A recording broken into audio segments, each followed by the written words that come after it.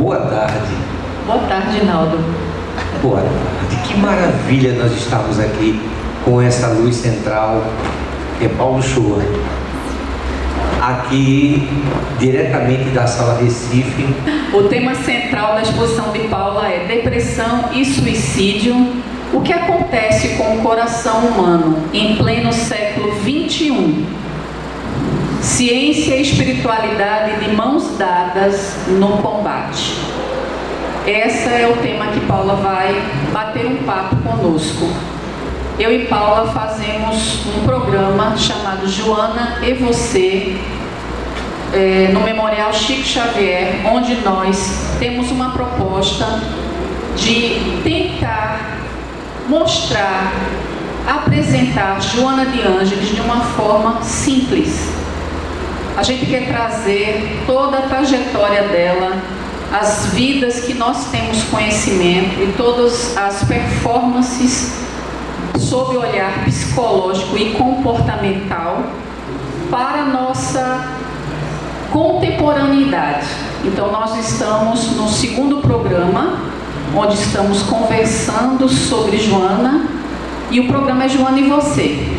A gente vai tentar trazer essa simplicidade sobre o ensino psicológico de Joana de Ângeles como ponte para os ensinamentos da doutrina espírita. Ok, Naldo? Maravilhoso. Agora, Kátia, quem é Paulo Shoa? Paulo Shoa, ela é psicóloga de formação, neuropsicóloga, e está pós-graduando, é isso, em neurociências. Tem uma clínica, o Espaço Terapêutico Integral, no qual nós fazemos parte, e faz atendimento neuropsicológico e psicológico, palestrante espírita e trabalhadora voluntária do Lar de Maria, localizado em Xande, Mangabeira. Também faz atendimento psicológico voluntário a todos que procuram a casa, e é feito, obviamente, uma análise de cada caso e é encaminhado a Paula. Respondido, Hinaldo? Respondido. Vamos passar então para a nossa convidada, para que ela possa iniciar o desenvolvimento do seu tema, que será entre 10 a 15 minutos, e depois vamos abrir para as perguntas. Boa tarde, Paula. Kátia, muito obrigada. Hinaldo também. Recebo o meu abraço, meus amigos aqui da sala de entrevista. Me sinto muito feliz para vocês que estão nos assistindo pela Rádio Web TV. É isso, Kátia? Memorial Chico Xavier. Sintam-se todos abraçados. Para vocês que estão aqui presentes, os amigos das casas espíritas, ao marido também que está ali, o esposo veio, alguns pacientes também. Muito obrigada pela presença de vocês. Recebam o nosso abraço fraterno. A gente pensa em conversar, quando a gente fala no século XXI, a gente está falando de uma era assustadora para muitos que não têm fé. Para aqueles que têm fé, também acham assustadora a era, e a gente vive nessa dicotomia, podemos dizer assim, desse momento que a civilização está vivendo, principalmente o Brasil. Quando a gente pensa no número de suicídio que tem aumentado, número de depressão, e nós profissionais da área de saúde nos preocupamos e nos perguntamos o que é que nós poderíamos fazer para ajudar essas pessoas que estão em sofrimento. Muitos não acreditam, acham que a pessoa está inventando, ou que não quer se esforçar, né, para sair da condição pelo qual se encontra, mas nós que estudamos a questão bioquímica, neuronal, a gente percebe que existe também interferência do campo da neurofisiologia. Então, não só a questão emocional. Então, a gente precisa realmente se debruçar, tem que ler, estudar mesmo aí, para ver o que a gente pode fazer. Então, com esse sentimento de querer ajudar, nós fazemos parte de um grupo onde a gente trabalha com a pesquisa. A gente quer mostrar para as pessoas que a depressão, as pessoas que têm espiritualidade, mesmo nos processos obsessivos, trazendo a neurociência como uma forma científica para explicar esse mecanismo, elas conseguem sair do estado depressivo. E muitas pessoas dizem que a depressão não tem cura. Eu não sou a favor, mas isso é uma opinião de Paula, e é por isso que eu estou estudando para isso, para cientificamente, e a ciência ajuda, eu não vou dizer que não, para dizer para essas pessoas que é possível sim sair da depressão, mesmo a depressão crônica, é possível a gente sair. Mas para isso a gente precisa entender o que acontece com o nosso mecanismo interno, o que acontece com nossas emoções. É fácil? Não, não é fácil. Não é. Não vou mentir para vocês. Mas também não é difícil. Se não é fácil e não é difícil, então é uma escolha. E aí cabe a pessoa escolher se quer sair do estado que encontra-se ou não. Então essa pesquisa, gente, a proposta, a gente quer trabalhar com 2 grupos, controle de pessoas com depressão. Um grupo acredita, tem espiritualidade, e quando eu trago para vocês o termo espiritualidade, eu não estou falando de religião, nem religiosidade, apesar que o grupo que tem espiritualidade, 95% tem religião. E religião não só espírita, tá? Tem protestantes, católicos, e no grupo, o outro grupo, eles não acreditam em nada. Tem os agnósticos, tem os que não acreditam em Deus, tem pessoas também que não acreditam. Então são 2 grupos controles, e a gente quer mostrar que vai acompanhar esse grupo por um tempo, e o trabalho é voltado justamente para dizer o quanto a espiritualidade interfere positivamente como um sentido de vida, porque quem está com depressão meio que perde o sentido da vida, acha que não consegue ver nada à frente. Então a gente quer mostrar que a gente precisa buscar um sentido para que a gente tenha ânimo de todos os dias sair da cama. E não necessariamente sair da cama porque aquela ideia de que o depressivo fica em casa, não toma banho, só fica deitado. Essa ideia ela é totalmente desconstruída, porque o depressivo ele vai trabalhar hoje em dia, ele sai, está sorrindo, e não quer dizer que ele esteja bem. Então a gente, como tem casos de pessoas que ninguém imaginava que estava com depressão e cometeram suicídios e deixaram cartas dizendo o porquê. E pessoas que estavam trabalhando, que estavam sorrindo. Então, o que está acontecendo com a gente? O que acontece com a gente no século XXI, gente? Primeiro a gente precisa, aí eu vou entrar numa questão agora mais sociológica e filosófica, né? A gente precisa humanizar mais o nosso olhar, porque o que é mais importante na vida? Na nossa vida, o que é mais importante? São essas perguntas que a gente precisa se fazer.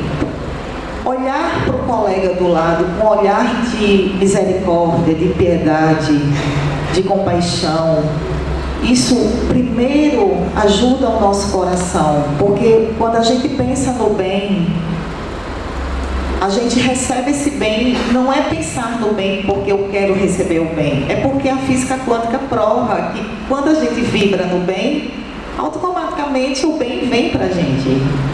Então, às vezes a gente está com essas pessoas do nosso lado e a gente não dá um abraço. A gente vive numa época da intolerância. Nós espíritas temos a responsabilidade de humanizar o nosso olhar a partir dos ensinamentos da parte religiosa do Espiritismo, que é o quê? Os ensinamentos de Jesus. A parte religiosa é a prática do amor, é a prática da caridade através dos ensinamentos de Jesus.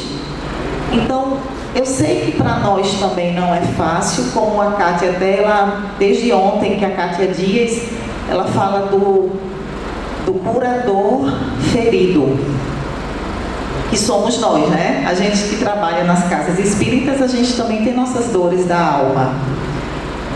Mas a gente, vamos dizer que a gente tem um pouquinho a mais, porque a gente está lendo, a gente está no grupo. E quem não tem nada disso? Gente, tem muita gente que não tem nada disso. Não se enganem. Então, é esse acolhimento que a gente precisa transmitir para essas pessoas com depressão. E pensando numa questão agora mais científica, saindo um pouquinho da religião, tem muitos estudos no mundo falando já sobre os benefícios da espiritualidade nos processos, nos transtornos psicológicos.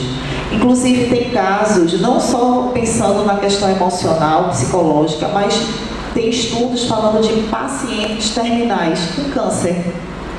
Tem um estudo recente que fala, foi feito um experimento com pacientes que estavam nas UTIs de um hospital na Inglaterra. E essa pesquisa mostrou o seguinte: os pacientes que estavam na UTI observaram os que tinham espiritualidade e os que não acreditavam em nada. Qual foi a conclusão? Aqueles que acreditavam em algo, eles saíram muito mais rápido da UTI, voltaram para suas casas, se recuperaram. E aqueles que não acreditam em nada, muitos vieram a óbito, outros passaram mais tempo dentro da UTI. Porque não acreditar em nada, aí tem a questão do pensamento. Existe um biólogo chamado Bruce Lipton, ele traz um conceito muito legal da epigenética, que inclusive o Dr. Hugo trouxe hoje a epigenética para cá, ele citou. Então, quando a gente pensa, que foi feita até uma pergunta para ele, acho que foi o Rafael, se não me falha a memória, perguntou a questão bioquímica, quando se tem a baixa da dopamina, não sei se vocês lembram, quem estava aqui, não foi? Quando se tem a baixa da dopamina, foi o neurotransmissor que ele citou, se isso seria um desencadeador. Aí o livro, o Bruce Lipton, que é o biólogo, ele traz o conceito de que antes dessa dopamina cair, ou a serotonina, vamos falar desses neurotransmissores que traz sensação de bem-estar. Antes disso acontecer, quem é que está comandando o cérebro? Porque é o cérebro que comanda ou é algo que comanda o cérebro? E aí as pesquisas têm se aproximado cada vez mais de dizer que existe um elemento, uma alma, uma consciência, vamos usar esse termo, que controla o nosso cérebro. E o próprio Dr. Hugo trouxe aqui uma experiência falando sobre esse caso, hoje pela manhã. Então, gente, o pensamento nosso é que controla o nosso DNA. Na biologia da crença ele fala isso. Então, são 3 elementos de como a gente, para a gente ter saúde mental, o que é que a gente precisa? Aí ele diz que é a condição de como a gente lida com o estresse, como a gente se alimenta, porque tem alimentos que potencializa, que mexe com a questão da nossa parte bioquímica, sim, tem alimentos estimulantes e outros não. e como lida com estresse, como lida com alimentação, e tem mais um. Daqui a pouquinho eu lembro. Então, o que é que ocorre? A partir do momento que eu penso, e na pesquisa do Dr. Ruben Chinetti, que é esse médico que fez a pesquisa lá na universidade com os pacientes em estados terminais, ele diz o seguinte: quando você pensa, você libera para a sua corrente sanguínea substâncias químicas, certo? Então, se você alimenta o negativo, você só vai liberar para você neurotransmissores que vai cada vez mais te deixar desestimulado, estressado, desanimado, mas está ligado com o pensamento. Então, a condição de uma depressão, a família ajuda muito, ela é importante muito, mas o depressivo, ele precisa também querer. A gente não consegue fazer isso só, mas ele precisa acreditar de que é possível. E que se ele for cético, como tem muitos adolescentes hoje céticos e muitos adolescentes depressivos e que cometem suicídio, porque é um grupo de riscos a adolescência, se eles acreditarem num olhar científico de que é possível sair da depressão, que essa construção é voltada para o estado de consciência dele, no que tange o pensamento, já é um começo. Já é um começo, porque se você não quer olhar pelo olhar da espiritualidade, porque acha subjetividade, então que olhe pelo olhar da ciência.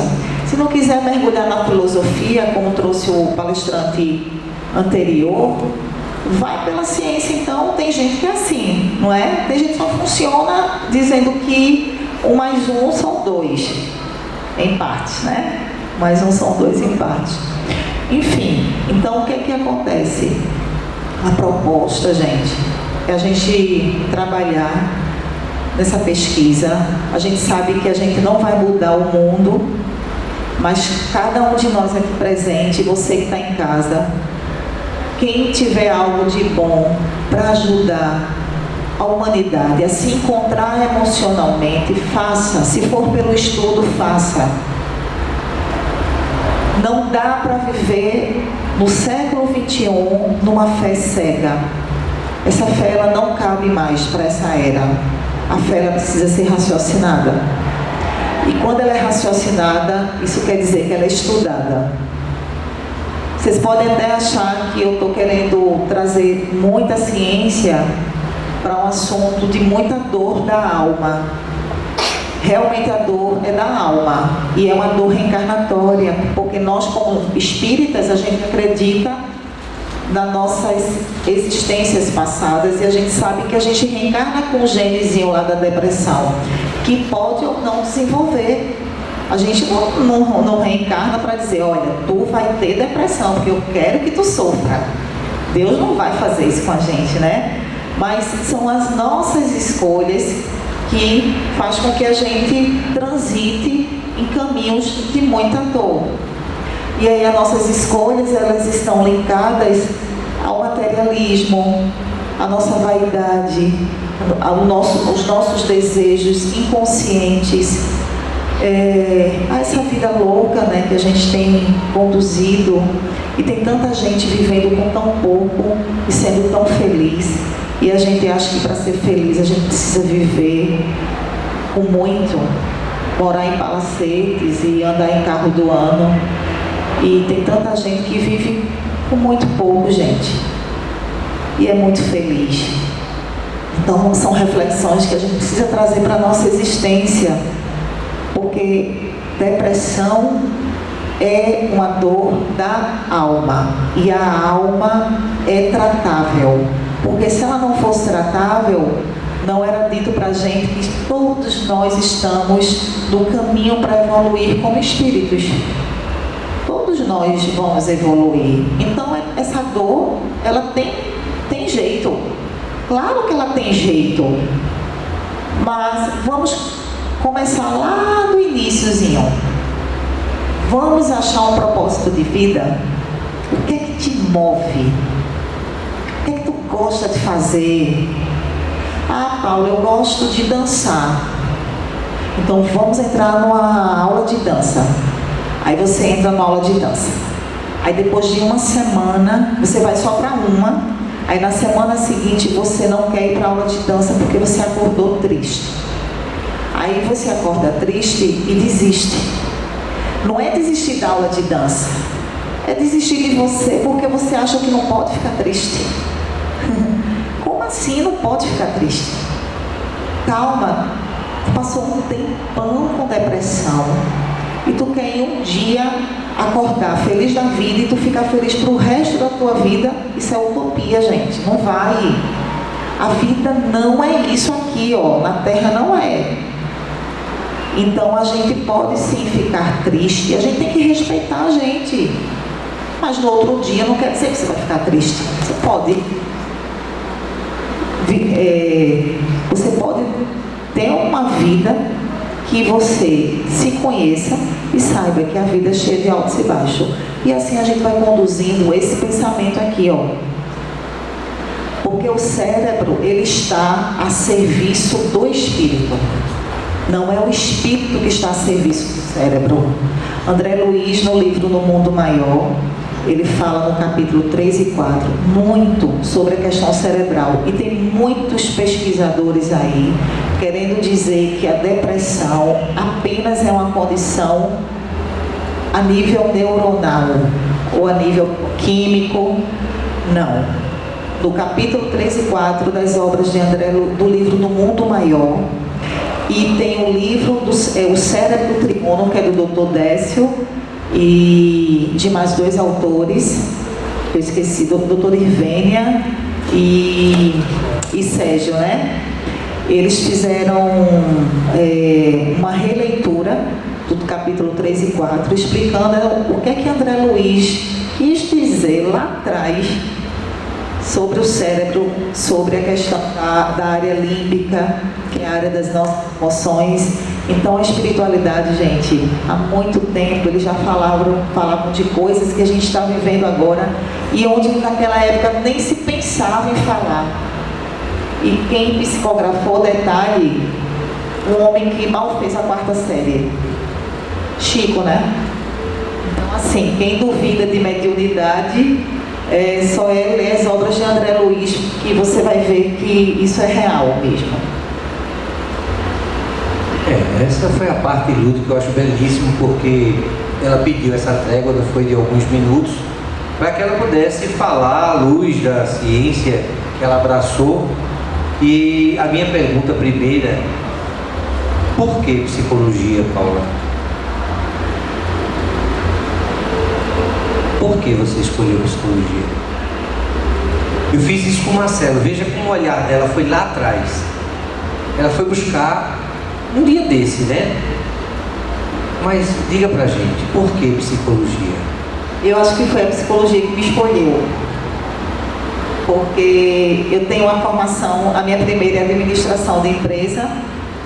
E eu achei que estava bom, né? Achei que estava bom.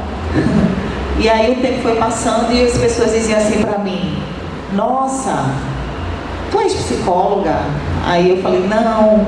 Nossa, você dá para ser psicóloga, você escuta tanto. E as pessoas ficavam pedindo assim para conversar e dizer que eu conseguia ouvir, não interromper. Porque tem muito isso, não é? A gente é tão ansioso que quando a gente está com um amigo conversando, meio que a gente interrompe, que a gente quer ajudar tanto esse amigo, né? E aí eu ouvia, e aí de tanto que as pessoas falavam, né? Eu falei assim: será que tem algum sentido isso? Eu disse: gente, mas psicologia lê muito e eu não gosto muito de ler. Não dá. Assim, era uma coisa que me assustou para fazer o curso, porque eu sabia também que tinha muita filosofia e na época eu não gostava de filosofia.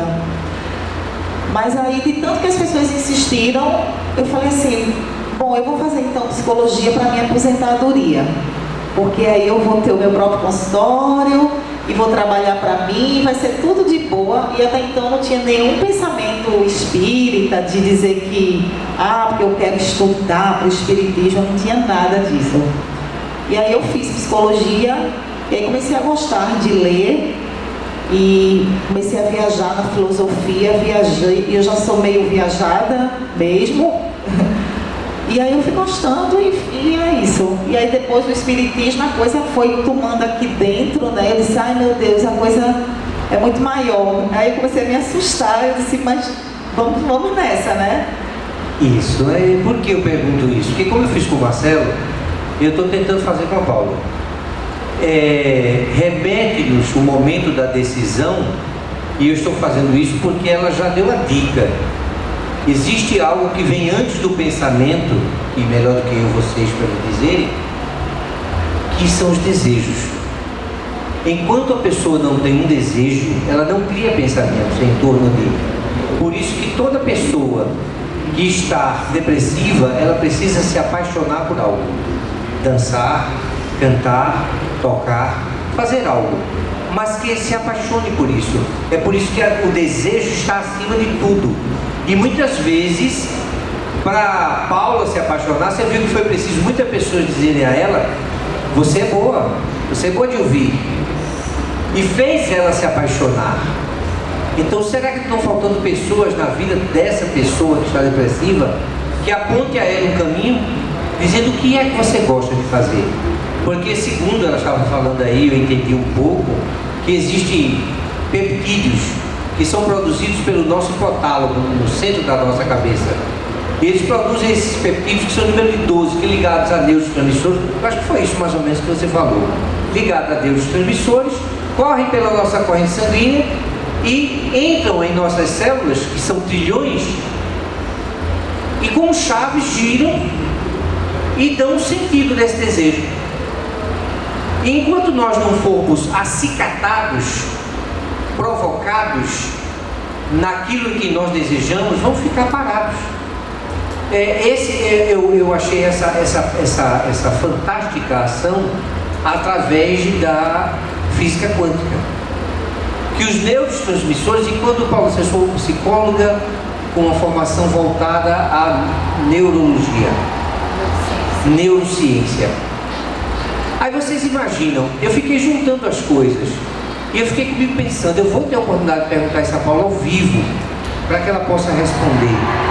Ela já achou uma relação desse lado de impulsionar a criatura num desejo, para que ele pudesse buscar, neste desejo, construir seus pensamentos e automaticamente, porque vocês já viram alguém e já se sentiram apaixonados?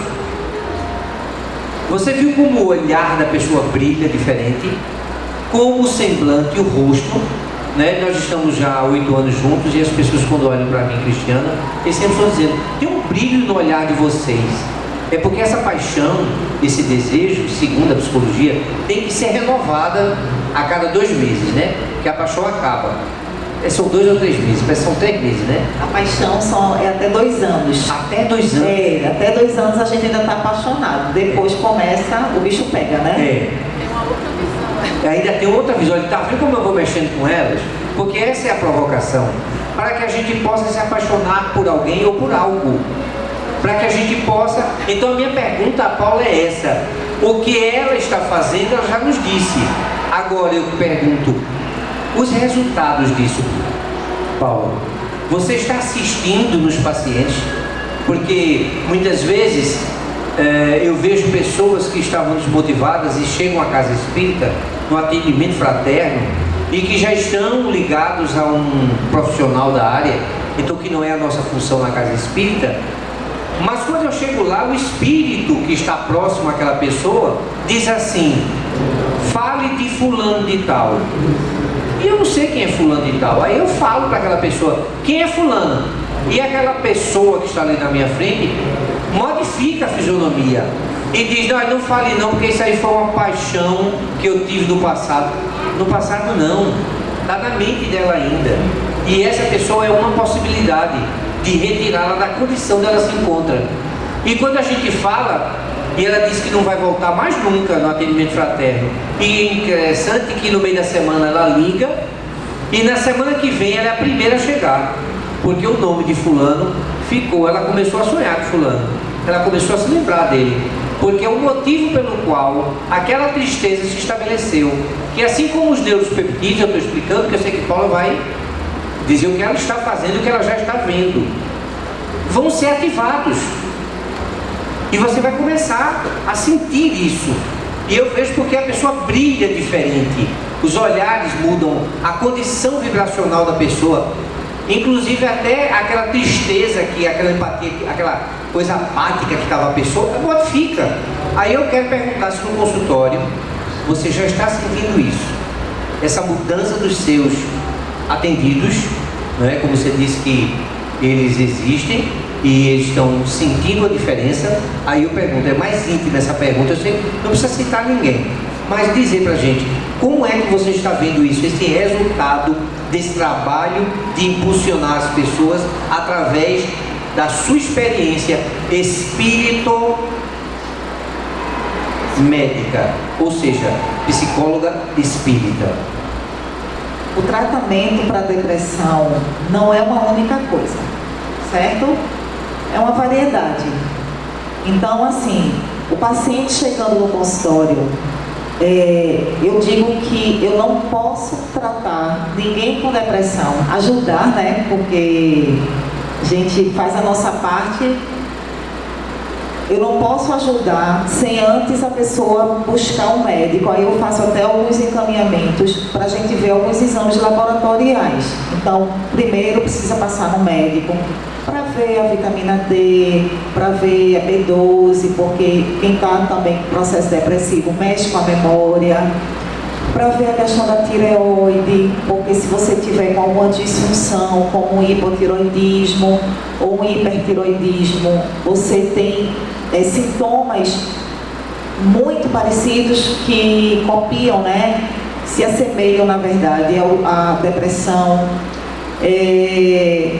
No caso das mulheres, a gente também é importante ver progesterona, alguns hormônios, principalmente as mulheres a partir dos 40 anos, que é um grupo de risco para desenvolver depressão, porque é um processo que começa a entrar naquele declínio hormonal. Isso mexe com as questões emocionais e às vezes a pessoa pensa que está desenvolvendo algum transtorno psicológico e que, na verdade, é uma baixa hormonal. Então é importante, o homem, inclusive, a testosterona, porque a gente, no homem, ainda existe um tabu de achar que a testosterona ele só está linkada à questão da libido. Porque quanto mais testosterona, mais prova sua masculinidade. E não só isso, né? A testosterona para o homem, quando ela está baixa, mexe muito com o humor do homem. Ele fica impaciente, intolerante, fica meio agressivo, inclusive. Então, assim, aí quando bate a agressividade, reclama, aí vai alimentando sentimentos muito negativos. Assim para a mulher também. E esses sentimentos negativos, quando a gente alimenta, até por uma questão hormonal, a gente atrai para a gente esses irmãos da mesma faixa vibratória. Aí entra a pesquisa aí do Dr. Hugo, né, quando fala dos transtornos, dos processos obsessivos, dos tratamentos, dos transtornos psiquiátricos. Então, assim, eu peço, eu encaminho para um médico, para a gente fazer um levantamento desses exames laboratoriais. Eu sempre pergunto na anamnese se a pessoa acredita em alguma coisa, se ela tem religião ou se ela tem alguma espiritualidade. A grande maioria que me procura, a grande maioria são espíritas. Então, por serem espíritas, muita gente sabe que eu sou do Lar de Maria. E lá no Lar de Maria a gente tem um centro médico, onde inclusive tem outros médicos, quer dizer, médicos que atendem lá, eu não sou médica, tem médicos também que atendem lá e tem muita gente carente, vocês sabem que não pode, não tem no momento como pagar um processo terapêutico, fazer uma consulta, e aí a gente acaba numa conversa dos bastidores, eu digo porque na psicologia, dentro de uma sala de psicologia, a gente tem que atuar com um psicólogo, a gente não atua com um psicólogo espírita, apesar de Paula ser Paula espírita, qualquer lugar, porque isso não vai mudar porque está dentro do meu coração e meu olhar para o paciente, eu vou olhar para ele, não consigo olhar só sobre a ótica da ciência, eu vou olhar para ele numa ótica espiritual também. Os que acreditam querem saber mais sobre isso. E os que não acreditam, a gente não fala nada, porque tem que respeitar, e tem pacientes de outras religiões também, que a gente também respeita. Então, acaba muitos, eles mesmos já pedem para fazer um tratamento espiritual e conhecem já a fama, né, positiva, graças a Deus, do nosso centro, que é o Lar de Maria. Eu convido vocês, inclusive, quem não conhece ainda, a gente chama Pedacinho do Céu, fica em Chão de Mangabeira, e são as terças-feiras o dia que a gente tem o atendimento fraterno, e lá nesse mesmo dia você já recebe todo o atendimento para o tratamento também. E aí, se for o caso, lá mesmo você já faz o atendimento psicológico a partir da espiritualidade, eles encaminham para a gente. Além de Paula, tem outros psicólogos também, muito queridos, que atendem lá voluntariamente, são pessoas assim, com muito amor para dar, gente, e que dedicam seu tempo lá para estar com a gente, isso é muito legal. Então tem muita gente de mão dadas aí, querendo ajudar as pessoas que estão com os transtornos, sabe? Então, tem o tratamento espiritual, médico, e tem casos que precisa sim ir para um psiquiatra. Eu não vou desconsiderar os amigos psiquiatras não. Tem casos que a pessoa realmente não está conseguindo reagir sozinha, então vai precisar tomar um remédio para aumentar os níveis de serotonina, fazer que as sinapses neuronais recebam essa recaptação. Aí, então tem alguns recaptadores de serótono que ajuda justamente a pessoa, vamos dizer, oxigenar para começar a pensar melhor, vamos assim dizer. Então tem casos sim. E uma coisa também que é muito importante, e eu sempre falo para os psicólogos que me pedem a orientação ou supervisão, enfim, chamem a família. Não adianta tratar do depressivo só. A família tem que ir para o consultório, tem que ir. Às vezes, por exemplo, um adolescente depressivo, tem casos que toda semana, aliás, 2 vezes no mês eu atendo a mãe e 2 vezes eu atendo a criança. Ou toda semana eu preciso atender a mãe e a criança. Porque, às vezes, gente, a criança, ela desenvolve a depressão, porque a criança e o adolescente é uma criança e é um adolescente. O adulto é quem da história? São os pais. E às vezes a gente se troca com nossos filhos. E os filhos não sabem lidar com suas emoções. Não adianta. Até por uma questão neuronal, o cérebro não está formado, então nem adianta. Então a gente, por ser adulto, a gente precisa dizer para esses pais o que é que eles podem fazer para ajudar. Então é importante envolver a família também. Rinaldo, eu falei tanto e eu não sei se eu te respondi.